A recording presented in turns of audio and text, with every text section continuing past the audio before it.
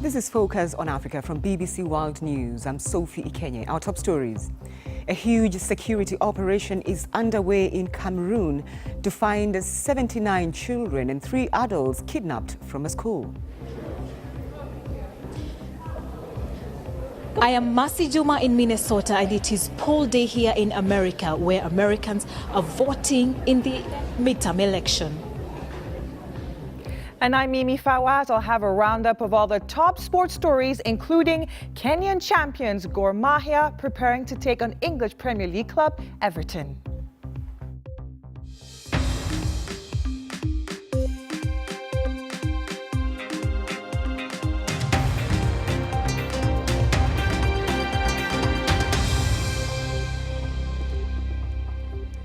Thanks for joining us on Focus on Africa from BBC World News. A huge security operation is underway in Cameroon to find 79 children and 3 adults kidnapped from a boarding school on Monday. Now, the government and English-speaking separatists are accusing each other of being behind the abductions by unidentified gunmen. President Paul Biya has warned the separatists to lay down their arms or face the full force of the law. He was sworn in today for a 7th term. Mayeni Jones has more.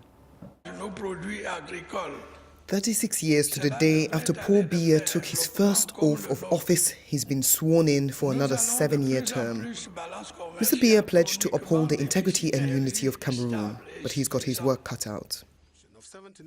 On Monday, gunmen stormed this Presbyterian secondary school in the northwest of the country, abducting 79 pupils.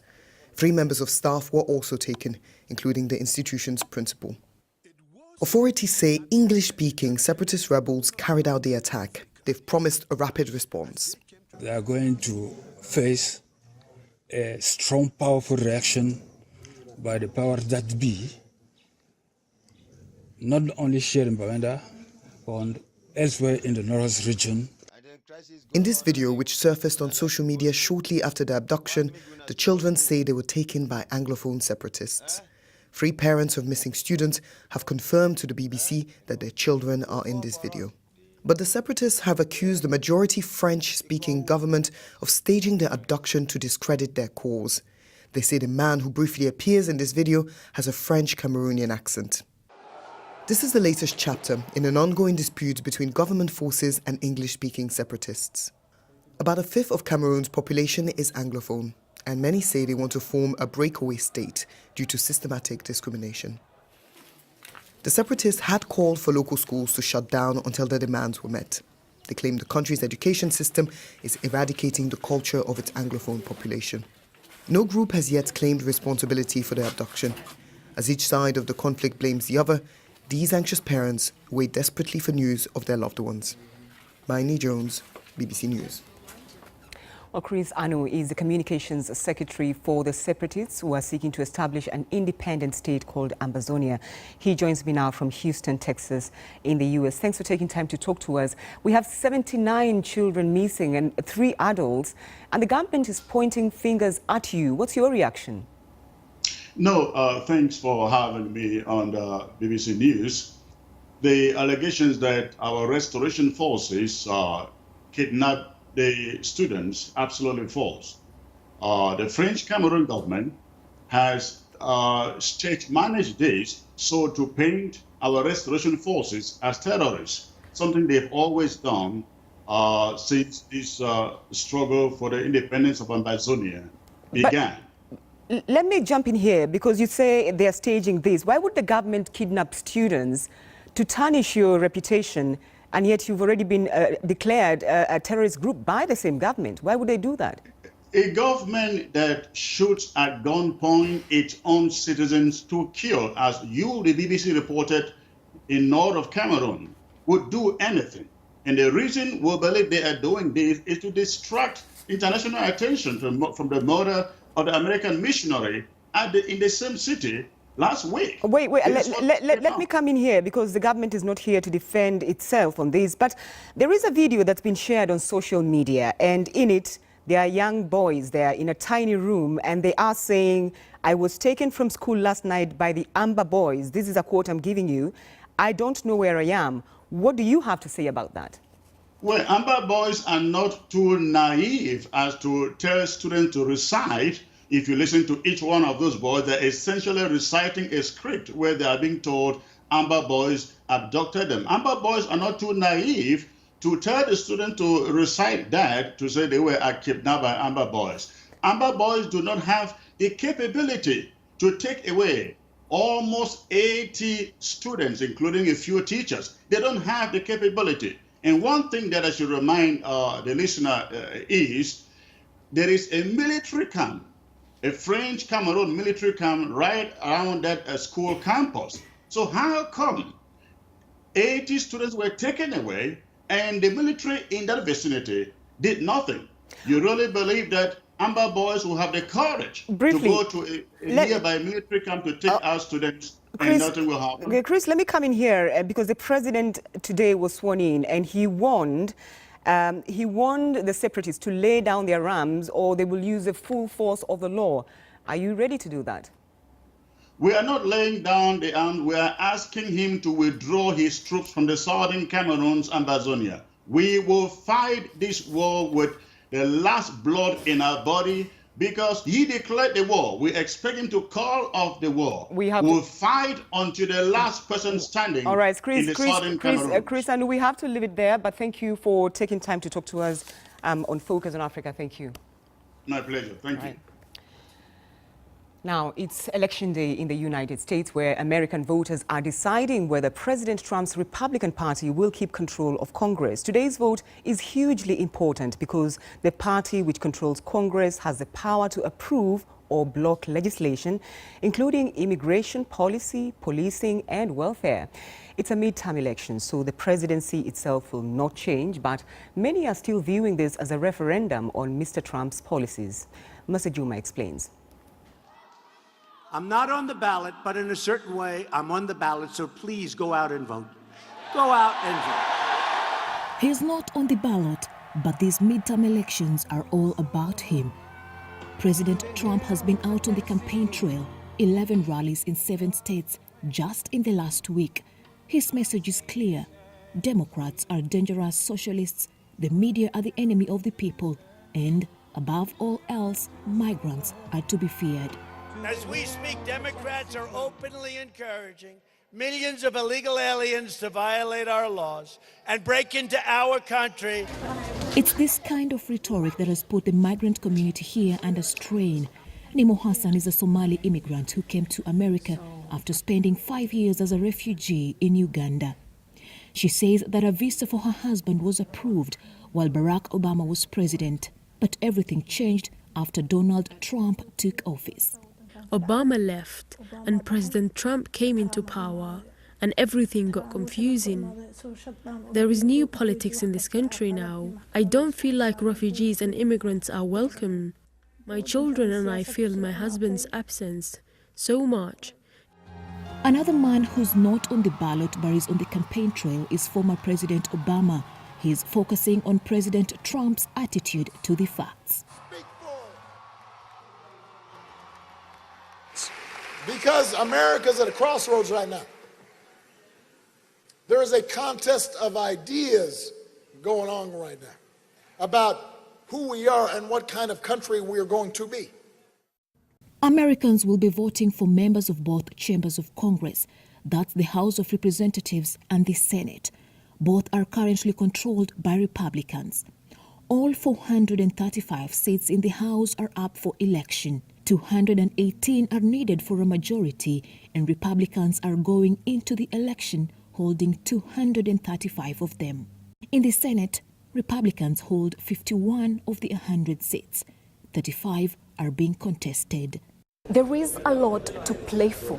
If the polls have got it right, then the Republicans are likely to lose the House but keep the Senate. That will make it harder for President Trump to have his legislation, including immigration policies, passed. But holding the Senate would mean he could still get approval for the judges and cabinet members he wants, potentially shaping America's future for a generation. For the real outcome, we'll have to wait and see the results tomorrow. Mercy Juma, BBC, Minneapolis. And Mercy joins us now from Minneapolis, where the polls are open. Mercy. Thank you very much, Sophie. Indeed, it is a big day for people here in America. It's raining all over, terrible weather, but people are braving the rains. They are streaming into the polling stations where I am. I have seen women coming in with their children, and they're quite energetic. Everybody walks out with a badge after they have voted. And to get a feel of just how the situation is I am joined by Saido Shaye, who is the co-founder and president of the UMA project. Welcome. How are you? Thank you. I'm doing great. So, what is most important to the African American community here today? It's a great day. Thank you for having me. Well, as you know, African community in the Twin Cities have expanded for the last couple of years, particularly the Somali and East African community. We also have a West African community, Nigerian and many different sectors of the community. And for the last couple of years, it has been, traumatized or overwhelmed by many things, including the travel ban, which Sudan and Somalia is amongst the 8 countries that have been through that. And so a lot of people are coming out today. Many people are coming out because many of the issues and the values we care about are on stake. All right, and apart from that, we have seen so many women, including Somali women, Muslim women, coming up really strongly in this election, vying for various posts. How does that make you feel as a woman? Well, my mother raised me as a young child. I came to America when I was 7.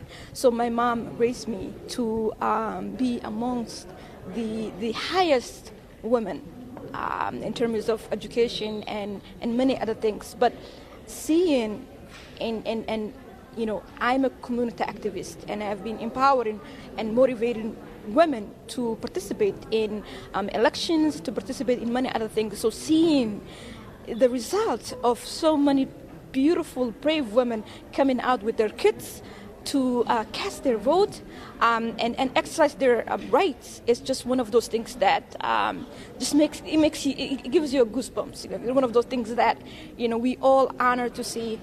Yes, I have a voice. So if what is happening right now, you want to take my birthright, you want to ban me from coming to America. I mean, all of that. Listen, guess what? I am a citizen and I have the right to vote. And you know what? I will do it and I will vote it today. And that's what's happening. Thank you so much, Saido. And I'm also joined by our next guest, who is Abdi Aziz Hassan, the chairman of Somali American Republicans of Minnesota. Thank you for coming. Thank you very much. Thank you for welcoming me. So, Abdi Aziz, Republicans control Congress at the moment. What does it mean if, at the end of the day today, this changes?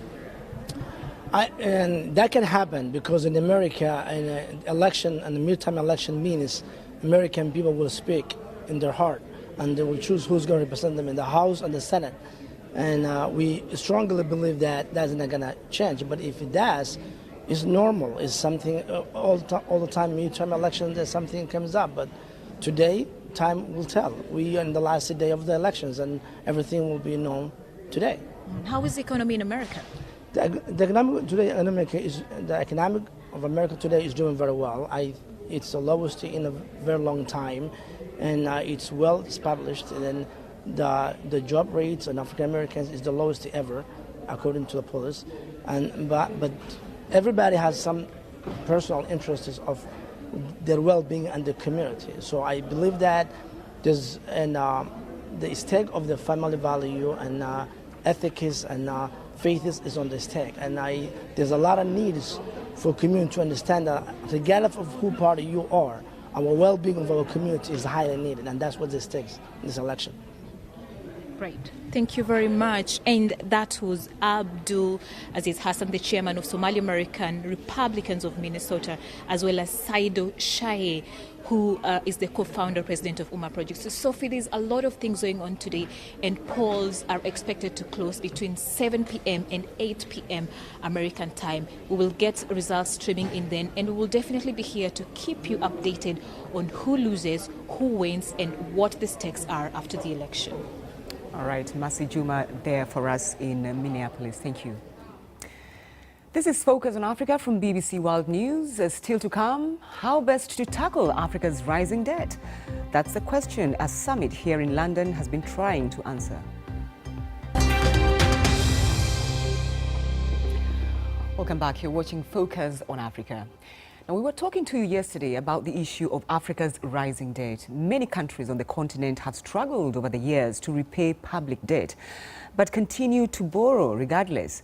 As experts gather in London to find ways of helping overcome this debt burden, the BBC's Thomas Nadi has been finding out how Ghana's government is tackling the problem. Clement Boateng operates an auto spare parts business at Abosi-Okan, a suburb of Accra.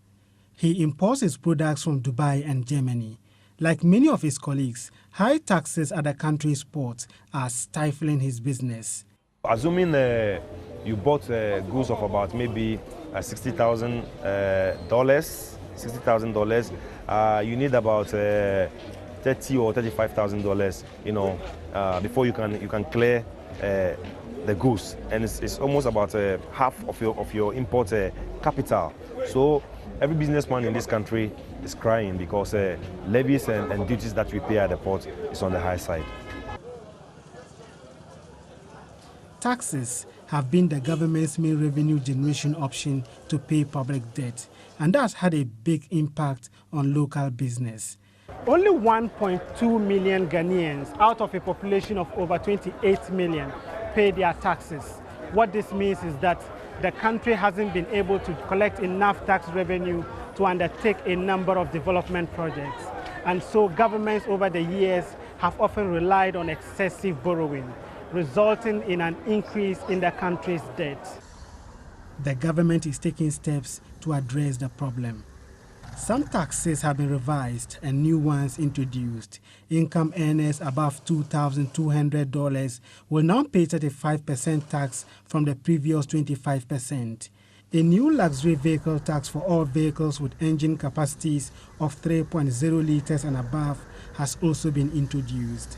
But a large proportion of the tax money is used to pay the country's debt. This year alone, we are spending close to $3 billion just to service our debt. If you look at that as a percentage of the total tax revenue, that is more than 40%. In fact, within sub-Saharan Africa, Ghana is a record holder in terms of the proportion of our total tax that we use or spend in servicing our debt, followed by Nigeria. What that means is that it's actually crowding out priority spending by the government. So can you imagine what $3 billion can do for us? But we are using all of that from our tax revenue just to service our debt. Ghana's economy is expected to grow at a rate of 6.8% this year, and it's largely driven by the oil and gas sector. That's good news for the government, who should be able to capitalize on these increased tax revenues. For now, Clement Boateng and his colleagues will have to endure the high taxes at the ports until the government finds other alternative means of generating revenue to pay the country's debt. Thomas Nadi, BBC News, Accra. Well, my colleague Peter Okwoche has been at the Africa's Rising Debt Conference today at the Overseas Development Institute. He spoke to Dr. Donald Kaberuka. He's a Rwandan economist and former president of the African Development Bank, about how serious Africa's debt situation is at the moment. The reality is that there are a few countries, less than a dozen, who did not manage well during the commodity boom. They assumed that prices of oil remain above $80 per barrel. And so they went borrowing and expanding the domestic budgets. Those are the few countries who have an issue. The majority of African countries are absolutely doing the right thing, and I'm not persuaded that they're about to go back into a debt crisis which we had in the 1980s. So what would be your response to citizens who now say, well, we are the ones who are effectively paying for these loans, even though we haven't exactly benefited from the loans? So there's a different problem. There's an issue of accountability. And that applies to whether the money is collected locally or borrowed internationally. I think the governments, in terms of fiscal discipline, in terms of choice of expenditures, in terms of external borrowing, in terms of using money raised from their own citizens, in terms of money from natural resources, there has to be a higher degree of accountability than there have been in the past. Now, that applies to the entirety of public expenditures. And who are citizens, they think there should be more accountability in PFM. I totally agree. Now, when it comes to these countries that have reached this so-called distress zone, do you think it's now time for them to start talking debt forgiveness? Indeed, can they get their debts forgiven? This is a new problem. It's mainly about money from the private markets in the Eurobonds or some individual countries. And I think we are not yet in the danger zone where those countries are not able to have a conversation with the lenders to restructure some of the debt. For example, I think for one or two countries, they did not negotiate well with the private markets. And so the deals were not particularly in the interest of the country. I think these can be renegotiated, can be restructured. We had some of the options today, which are market-based and are possible. But I go back to tell you that these countries are very, very few. The majority of the countries are still in the green zone. They're in the green zone. The report mentions about 8 countries in the distress zone. But if you look at those 8 countries, look at the list carefully. Many of them are actually in distress not because of debt, but in spite of the debt. It's because of domestic politics. It's because of socioeconomic challenges of a different nature. Donald Kaberuka there. You're watching BBC Focus on Africa. Time now for some sport. Mimi. Very much, Sophie. We begin in football. Al Ahly have written to the Egypt FA to appeal to the Confederation of African Football, or CAF, over a fine imposed on the club. The $20,000 fine came alongside a 2-match ban for Moroccan striker Walid Azaro.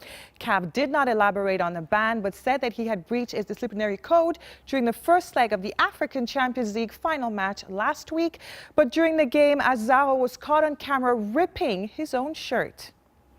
Nigeria's first-choice goalkeeper Francis Uzuho has been forced to pull out of the squad ahead of their upcoming Africa Cup of Nations qualifier due to injury. He's expected to be out for up to 4 weeks. And over here in the UK, Kenyan Premier League champions Gor Mahia will be playing against English Premier League side Everton in a friendly organized by the company that sponsors both teams. Former Everton and Nigeria international Yakubu Ayegbeni says it's a great opportunity for the visitors to showcase their skills. It's like a dream come true for these guys. Most of these guys, they will never get this opportunity to leave Africa. Some of these guys, they will never get the opportunity to play outside Africa. So they're here today. They're not here to enjoy the code, to enjoy the atmosphere, to enjoy Liverpool.